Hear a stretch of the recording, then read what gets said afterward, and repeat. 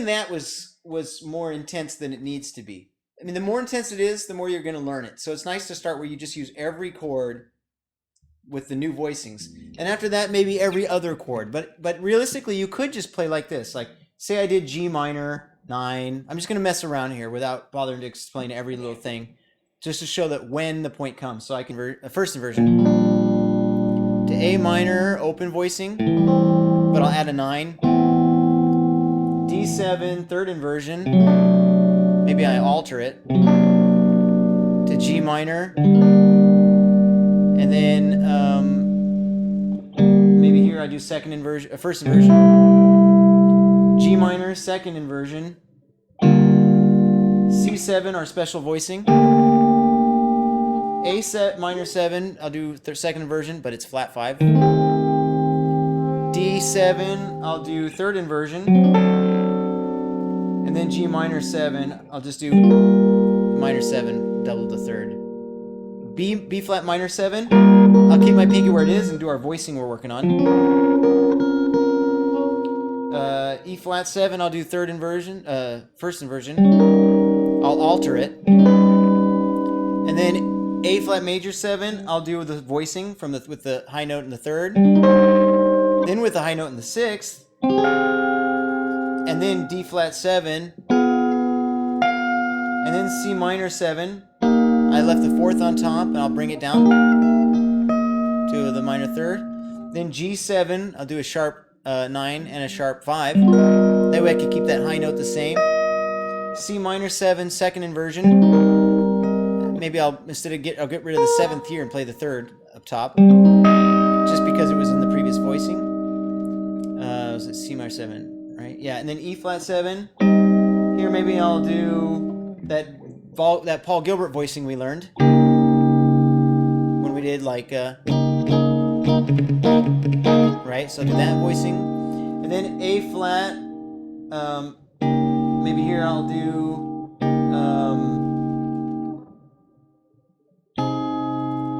third inversion like this, which is where I just took that I said third inversion, I meant first inversion, starting from the third of the chord. Anyway, and that's just kind of a process that's really fun. Like, what I find really fun about doing that is, I find it easy to focus doing that. And when you're focused, it's actually a really good stress reliever. You only can think about the next thing, and you do it, and you think about the next thing, and I don't know, it's fun. I'll give you an example. This is on topic, but it's off the topic of the chord itself. Bill Burr, I was listening to Bill Burr on Joe Rogan, and I find him to be pretty funny. Yeah, and he was talking about he plays drums. And today I actually found out that his drum teacher is a drummer that I can't say I know, but like I met him several times. We have mutual friends. Anyways, anyway, he was talking about drums and how positive it is in his life that he can go there, and he said like he's tried other things like various forms of therapy and stuff, and nothing works like drums. He sits down and he focuses on a certain thing, and it's just like next step. And the way he described it was something that it's hard for me to repeat because I don't remember how he said it, and it's kind of a hard thing to express. But I knew what he was talking about right away. It's like what I was doing right now in front of you. It's just next thing. Except when you're on your own, you're not even saying it. And so like when you're saying it like I am, like next chord is this, and I'm going to do this thing, it's one step outside of the focus where I'm just narrating what I'm doing, in third person. But when you're sitting there doing it, well, you get lost in it, and you get lost in a Zen kind of focus where you're doing stuff and being productive. And it's so nice. I should do it more, but anyway, I guess we all should, perhaps. But yeah, man, any questions about all of that? Ultimately, you want to combine all of your knowledge. Your playing ought to be like a sum of all your knowledge. With the caveat of like, well, like you got hired to do a bossa nova gig, it wouldn't be appropriate to bust out your Yingwei lick, Yingwei.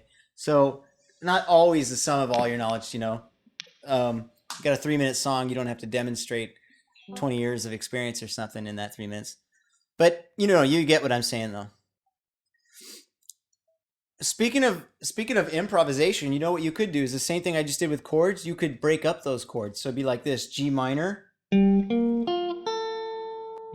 minor,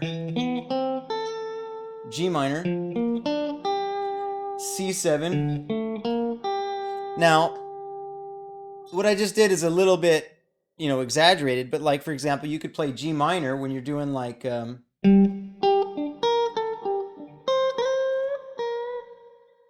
then you go to your A minor and you can play like, and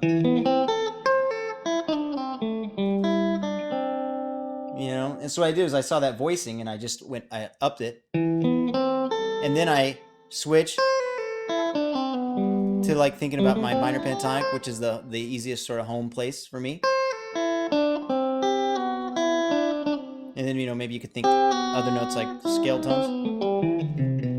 And then G minor comes, and maybe I think of G minor blues, and then passing tone up to the root and do it again to C7, F major 7. Maybe I go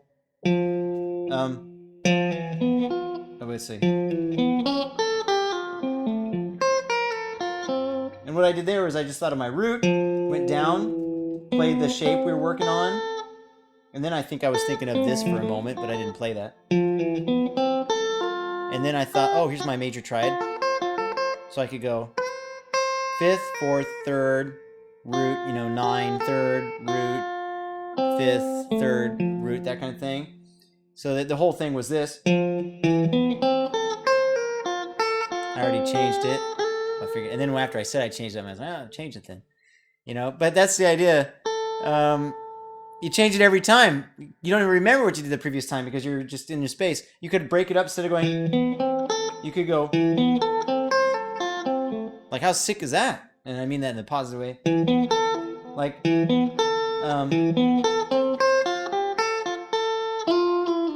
boy, that's neat.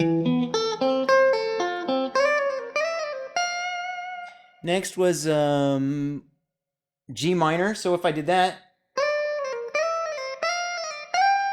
now I got G minor, and I'm thinking like minor pentatonic.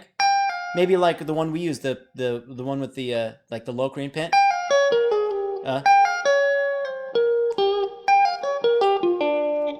What's that?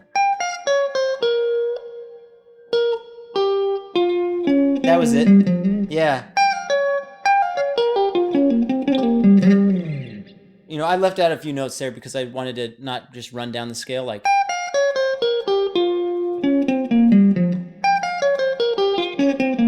But those are the notes, so I could have done like, or maybe. But that's the thinking changes from one thing to the next that Here I was thinking about F major 7, thinking of our special voicing. Then I thought the major triad. And then I thought, oh, that was neat. I'll just continue that up the scale with the passing tones. So I'm really doing this. And then just sliding down to scale tones and chord tones. And then here I was like, well, I'll keep that up. I'll go to my G minor. And then I thought of that thing we learned. And then here I could do just regular minor pentatonic. Here I got D, and now in my mind I'm thinking D altered. And then to G. To A minor. To G minor. And there I was thinking about the pentatonics. But I thought 3-note per string. Maybe passing tones. Thought about the 9. And then to C. Maybe diminished. To A minor, which has a flat 5, so diminished. To D. Maybe I continue that diminished. That's cool.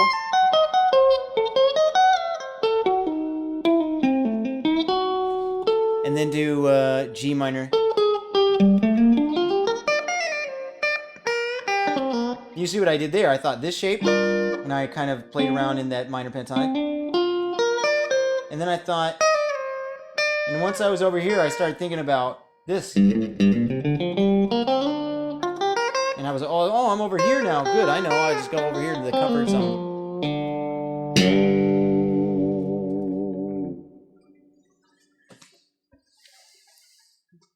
Yeah, it's like the part and the modes and the patterns that you know well, and then those kind of blind spots that you kind of know, and you can use those to pass through.